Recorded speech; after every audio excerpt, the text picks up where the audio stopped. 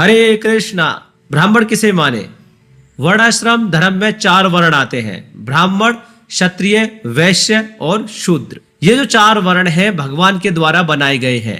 चातुर्वर्ण्यम मया सृष्टम गुण कर्म विभागशः, श्रीमद् भगवत गीता के 4थे अध्याय के 13वां श्लोक।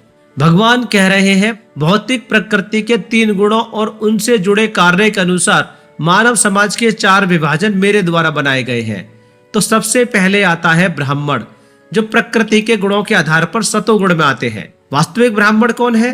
ब्रह्म जाना इति ब्राह्मण, स्कंद पुराण कहता है जो परम सत्य को समझता है वही ब्राह्मण है।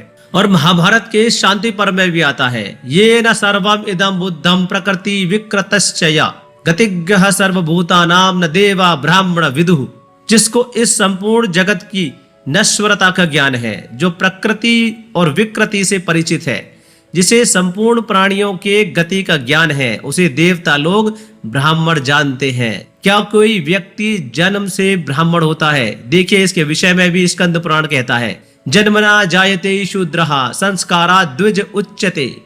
हर कोई जन्म से शूद्र ही होता है, केवल उचित प्रशिक्षण और संस्कारों से ही व्यक्ति द्विज बनता है, यानी कि ब्राह्मण बनता है। ब्राह्मण का चरित्र कितना महत्वपूर्ण है ये जानना बहुत ही जरूरी है। देखिए पद्म पुराण के 6ष्ठी खंड में कहा गया है, व्रतस्थमपि चांडालम तम देवा ब्राह्मणं विदुः। यहाँ तक कि एक चरित्रवान चांडाल को भी देवता ब्राह्मण मानते हैं, अर्थात जन्म से कोई न ब्राह्मण होता है, न क्षत्रिय होता है, न वैश्य होता है, क्योंकि वर्ण व्यवस्था कर्म आधारित है, न कि जन्म आधारित।